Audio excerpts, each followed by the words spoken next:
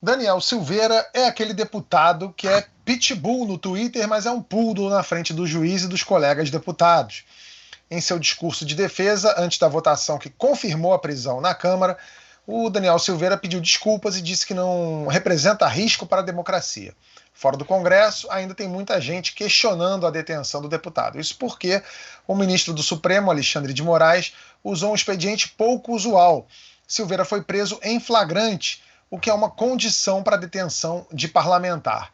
De acordo com o ministro, o flagrante é justificado pelo fato de que o vídeo com as ofensas ainda estava publicado, portanto, seria um crime continuado. A defesa do deputado, claro, discordou e argumentou que, se a moda pega, qualquer um pode ser preso por postagens de 10, 20, 30 anos atrás. O que também é uma desculpa esfarrapada. Bruno, esse debate sobre a legalidade da prisão, a imunidade parlamentar, o direito à livre expressão do deputado, faz sentido essa discussão? A discussão, obviamente, faz sentido. Eu acho que foi um expediente, como todos os atores tentaram colocar, um expediente fora da curva, de fato. Isso não significa que ele não se justifique. É bom Exatamente, a até porque gente o deixar mundo claro. está fora da curva hoje, né? As coisas estão acontecendo, né? Mas decisões, exatamente, decisões excepcionais precisam ser tomadas em situações excepcionais. Existe um ponto que eu acho que é bom a gente também falar rapidamente sobre essa questão da prisão em flagrante. Parece uma coisa realmente muito perigosa, né? De fato, um policial pode entrar a qualquer momento, pode encontrar você na rua a qualquer momento e te prender porque um vídeo seu de 10 anos atrás tinha algo que foi identificado como crime, né? Obviamente, acho que isso seria algo, pelo menos, absurdo, se é que a gente pode chamar só disso. Mas no julgamento da semana passada no Supremo, o ministro Alexandre de Moraes ele colocou outros elementos que justificariam o flagrante. E o que ele diz é que o Daniel Silveira, ao longo do dia, nos comentários daquele vídeo, inclusive, ele continuava repetindo as ofensas, continuava naquela linha. Então, era como se ele estivesse fazendo uma transmissão contínua daquelas ofensas que ele fez, daqueles ataques que ele fez, incentivando agressões, etc., subversão da ordem e tudo mais. Então, acho que a gente pode discutir absolutamente todas essas questões jurídicas. O uso da Lei de Segurança Nacional, que é aí um entulho ainda do regime da ditadura militar, isso tudo pode ser discutido. Agora, essa lei está em vigor, ela pode ser aplicada em alguns casos, e em outros casos ela vai ser aplicada de maneira abusiva. Óbvio que a gente pode analisar dessa maneira, mas acho que o ponto central é exatamente esse, é o ponto de que existe uma única legislação de proteção da democracia, no sentido de que pune aquele que enfim, instiga as pessoas a fazer uma subversão da ordem, a atentar contra ao livre exercício de um outro poder, que é o caso do Supremo Tribunal Federal, o caso do Judiciário. Então, essa é a legislação que está em vigor, essa é a legislação que existe para essa proteção.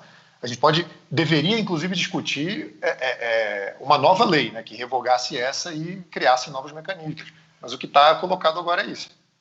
O Reinaldo Azevedo, que é nosso amigo e colega e quase sócio aqui do My News também, eu assisti a uma explicação dele e ele, assim, eu concordo em gênero e número com o Reinaldo, porque ele fala o seguinte: se você troca o crime, se você troca esse vídeo do deputado falando o que ia fazer, as ameaças que ele estava fazendo, por um vídeo do Estado Islâmico, aqueles que eles filmam e o cara decapitando um prisioneiro lá, não daria a mesma coisa? Ainda mais, e eu acho evidente que as leis vão ter que se adequar aos novos tempos. A lei até outro dia não previa o crime de assédio, por exemplo, não previa até outro dia a coisa de você pegar a foto das pessoas e espalhar pela internet. A lei teve que se adequar a isso, teve que mudar a lei para isso acontecer. É evidente que vai ter que se adequar a essa nova realidade que a gente está vendo. Os crimes são novos, fake news, né? Twitter, as coisas estão girando numa velocidade tão grande que tudo ao nosso redor tem que se adequar. E no caso do Daniel Silveira, especificamente, a gente meio que normalizou. A gente sabe que existe ali um bolsonarismo radical que faz esse tipo de ataque.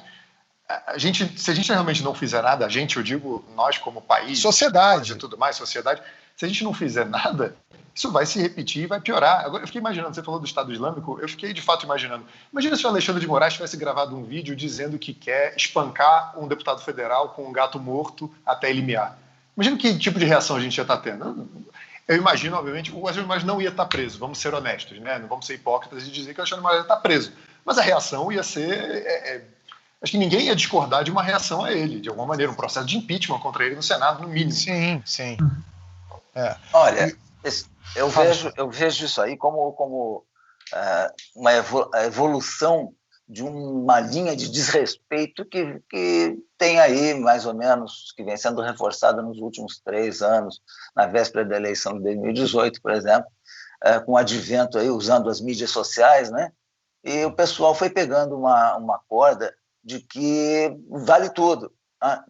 Liberdade de expressão, democracia, vale tudo, a gente pode dizer o que quiser, pode acusar quem quiser, aí você alega liberdade de opinião, liberdade de expressão, achando que o Código Penal já foi jogado no lixo, né? Não, continua, difamação, injúria, calúnia, tudo isso aí continua valendo. Então, aí, fake news, então tem que... E o discurso de cada vez um discurso mais desrespeitoso, desrespeito para todo lado, né? Você pega aí, nessa turma mais radical, não dá nem para repetir certos twitters aí, ou certas coisas que o pessoal escreve, né? Sem a mínima vergonha, né? Faz vídeos aí que não tem vergonha nenhuma na cara para dizer as maiores barbaridades. Então, você vem num crescer de desrespeito e aí o pessoal vai perdendo o limite. Vai perdendo o limite, você percebe que, às vezes, até o próprio deputado lá e tal, o cara, passou do limite, agora já passou, né? Então, isso aí é a evolução de um discurso de ofensa, de desrespeito, né? Às vezes até liderado por autoridades, né? Sim. Então, isso é uma coisa que precisa urgentemente tomar uma medida, uma comissão de ética para restabelecer algumas coisas, porque senão nós vamos chegar no próximo ano, então vai ser uma loucura, não vai ser uma eleição, vai ser um faroeste. Vai ser um faroeste, uma briga de gangue, vai ser uma briga de rua na internet. Exatamente. Então isso posso dizer uma coisinha? Assim, eu não estou 100% confortável, deixa um negócio muito claro. Eu acho sujeito assim um babaca de 4 costados e, além de babaca, covarde, quer dizer, realmente é pitbull no YouTube e poodle no Congresso Nacional. Mas, assim, a capacidade... Ele foi tudo, inclusive, dentro do inquérito de fake news, em que o Supremo é simultaneamente vítima, promotor e juiz. Eu fico muito feliz que isso aconteça com o Daniel Silveira. Eu não gosto dele. Agora, eu fico imaginando... Eu sempre gosto da coisa... Pau que bate em Chico, bate em Francisco também. Vamos tentar imaginar uma situação espelhada, como é que a gente ia se sentir. E eu fico desconfortável com isso. Eu também não tenho uma solução, tá? Eu desconfio, assim, que não conheço direito a fundo, mas assim, eu acho que era uma coisa que deveria, assim, a zero de jogo, ter sido levada, como eventualmente foi para a Câmara, e aí tudo bem, vai entrar alguma negociação política do Supremo com a presidência da Câmara, mas tem que processar o cara nos quadros do que foi permitido, quer dizer, porque lá atrás, quando aconteceu lá, que foi com o Márcio Moreira Alves, né, que levou ao AI-5. Não, levaram e a Câmara não deixou. Não estou falando, obviamente, para ter um AI-5 aqui, mas acho que daria para ter deixado esse negócio para qualquer punição que fosse primeiro por meio da Câmara, né, e não por meio do Supremo, que de repente ficou com tudo. Quer dizer, você ser simultaneamente vítima, promotor e juiz, a coisa tá mal parada. Eu fico desconfortável. Mas, enfim. Existem outros casos aí de outras pessoas que talvez merecessem não vou entrar no mérito se o tratamento está certo ou está errado, mas que ao menos merecia uma coerência de tratamento, né? Existem outros casos aí que absurdos também, e que não foram tomadas as providências. Por isso que o STF, às vezes, perde o prestígio ali quando toma a decisão, sofre críticas, etc., porque a medida não foi tomada dentro de um padrão, né? Porque a gente vê outras pessoas aí dizendo barbaridades aí inaceitáveis, né? Mas então, esse eu acho que é o ponto, general, e Alex, a situação... esse tipo de comportamento está ganhando um espaço, está virando uma coisa assim tão grande, como o Bruno falou, daqui a pouco a gente tem Estado Islâmico cortando a cabeça das pessoas, que eu acho que foi uma reação, eu entendo esse teu desconforto, Alex, mas, ao mesmo tempo, a gente está vendo um crescimento disso, de achar que não tem mais, que realmente você pode ali falar, mandar queimar o Congresso, o STF, enfim. Como é que a tolerância lida com a intolerância? A tolerância deve tolerar a intolerância. Eu acho que a resposta do Popper era não. Nós temos que, mesmo sendo tolerância, nós temos que ser intolerantes com a intolerância. Mas, assim, eu confesso que eu tenho dificuldade. Então, de novo, eu olho para esse cara, assim, pô, fiquei feliz com tudo que aconteceu, mas eu paro para refletir um pouco. Falo, gente, tem alguma coisa que está errada nessa história toda. A gente tem que aprender a lidar com isso. Eu estou longe de ter a resposta. Não é minha área, mas é alguma coisa assim que, sem querer parecer muito sério, mas filosoficamente eu não estou muito tranquilo. Isso aconteceu, na verdade, basicamente por duas questões. A primeira é falta de educação. A gente tem um povo que não sabe... Se você entrar no Twitter em 5 minutos, você vê que as pessoas confundem liberdade de expressão com liberdade de ofender ou caluniar a pessoa física, né? De você falar qualquer absurdo. Então, na minha liberdade de expressão, não está na sua liberdade de expressão. Isso não é liberdade de expressão, isso é outra coisa, né? Primeiro. E segundo que, lá nos anos 80, quando alguém caluniava alguém ou cometia uma injúria contra alguém, aquela injúria, aquela calúnia, aquela difamação, ela ficava restrita ao ambiente que ela foi feita, e a retratação era simples, era o cara se retratar, eventualmente pagar uma cesta básica, era uma bobagem. Só que hoje, com o advento das redes sociais, isso mudou, né? Se eu chego aqui amanhã e escrevo no Twitter que o deputado, o general falando de tal, é ladrão ou estuprou sei lá quem, ele é condenado pelas redes sociais e pela opinião pública assim, em 1 segundo. E essa gente do gabinete do ódio, ela é especialista em acabar com reputações. Ela é o modus operandi deles. Então, assim, quando o ministro Alexandre de Moraes ele se viu na alça de mira desse pessoal, ele falou, opa, eu vou ter que fazer alguma coisa. Eu entendo o seu desconforto, Alexandre, mas é aquilo que o Bruno falou, é a freada do ônibus. Em algum momento, a medida excepcional aparece por conta de algo excepcional.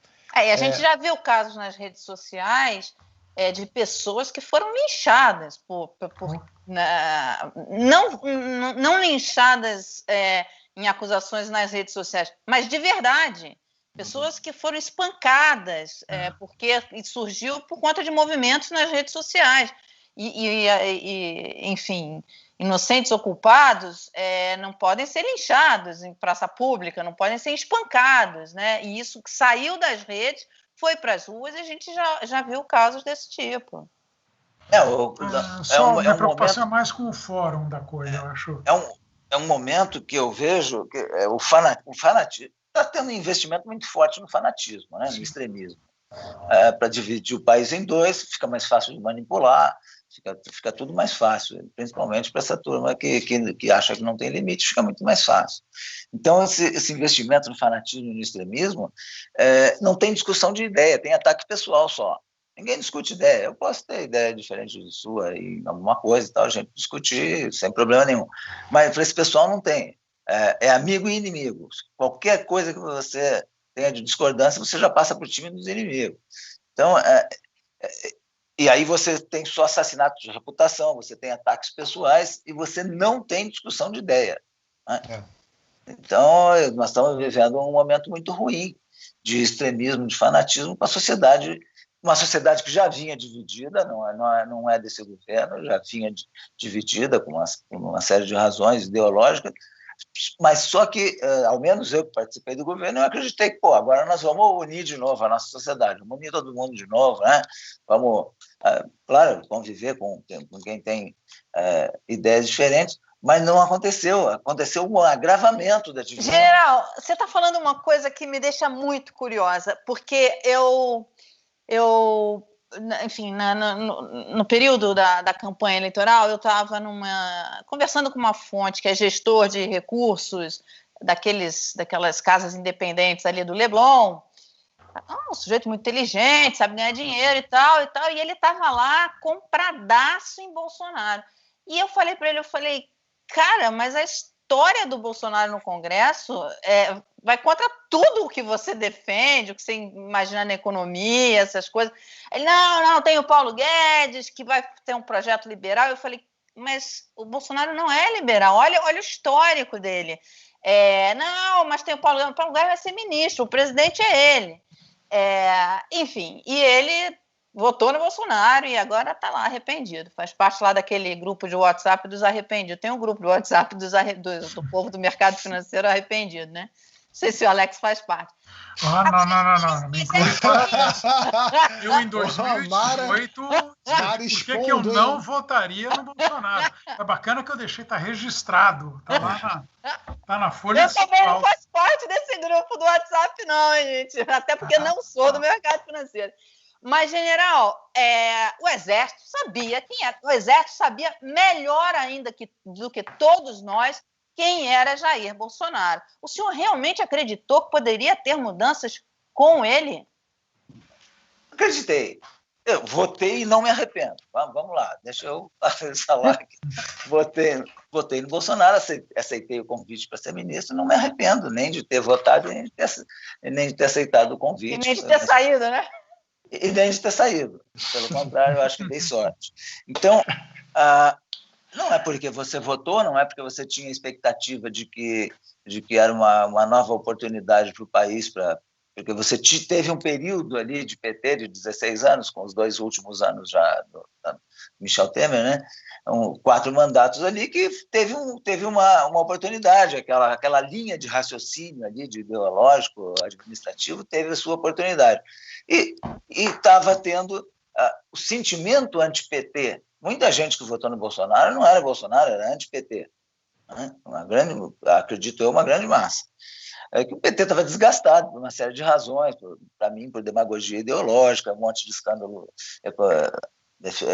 de corrupção ao longo do período, etc. Bom, era ali a mudança.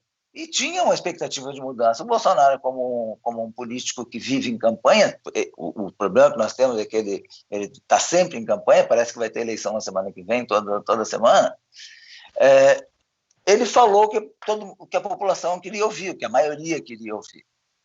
Então, teve essa esperança de que dava para a gente fazer alguma coisa. No meu caso pessoal, vamos unir o país, vamos diminuir a corrupção, vamos conviver melhor, vamos tirar o radicalismo, aqueles problemas ali que foram explorados até pelos governos anteriores e que nunca resolveram, tipo sem terra, tipo não sei o quê. Pô, vamos ver isso aí, por que esses caras não resolveram? Qual é o problema? Então, uma chance de você resolver problema. Mas só que, infelizmente, o pequeno grupo que capturou a influência no governo foi um pequeno grupo de gente extremista aí da pior qualidade. Que reflete o pensamento do presidente, aliás, as razões pelas quais ele foi expulso do Exército. E aposentado, né, na verdade, depois virou aposentado, mas sofreu aquele processo lá no Exército.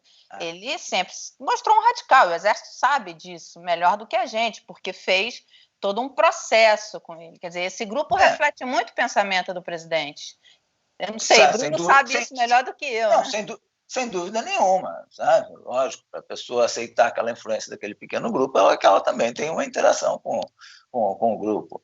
Agora, esse radicalismo, esse extremismo aí, ele afastou completamente qualquer possibilidade. Desde o início já dava para ver. Né? Você já viu desde o início, no primeiro mês ali, eu já vi o sujeito lá que mora nos Estados Unidos xingando o vice-presidente de palavrões e mais não sei o quê, né? E atacando pelo posto, né? Porque nós generais aí, a gente, ou coronéis, ou sargentos, seja lá quem for militar, paga o preço também de ter o posto, a graduação vinculada ao nome. Então, coisas que não dá nem para repetir. E você chegou a falar com o presidente sobre isso? Quando viu, por exemplo, o Olavo de Carvalho fazer isso, você chegou a falar com o presidente? Falou, presidente, não pode? Como é que pode isso? Não tinha nada que ver, eu respondi a essa pessoa, eu respondi na imprensa, normal, né? Uhum. Para mim, o presidente não estava ligado ali, mas depois eu fui vendo depois eu comecei a ver a grande influência que tinha, não só essa pessoa, como um determinado pequeno grupo, né?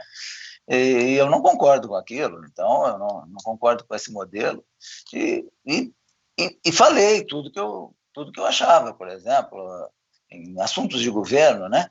Em assuntos de governo, de política exterior e outros assuntos internos, a utilização do Twitter do presidente para, às vezes, que não é pelo presidente, pelo familiar, tudo isso aí são coisas que dificultam o governo, né? E eu sempre falei. E o que o presidente dizia? Quando você falava isso, o que o presidente dizia? Não, ele escutava, né? Escutava. Eu acho que o fim do filme foi que eu fui embora, né?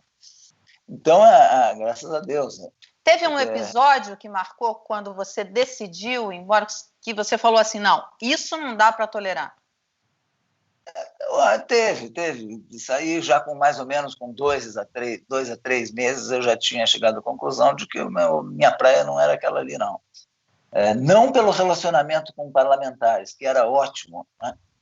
Foi muito boa a experiência de lidar com governadores, de lidar com deputados, com senadores, com o pessoal com organizações sociais, com empresários que iam lá levar suas demandas para o governo através da Secretaria de Governo. Então, você escuta todo mundo, você trabalha muito, você dá atenção para todo mundo.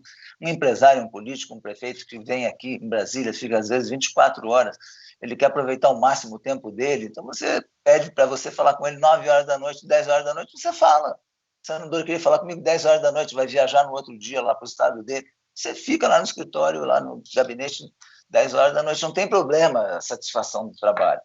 Mas quando você vê coisas assim que fogem dessa, que vão para um comportamento político, aí daí não tem condição. Você percebe que não dá para viver naquele ambiente ali.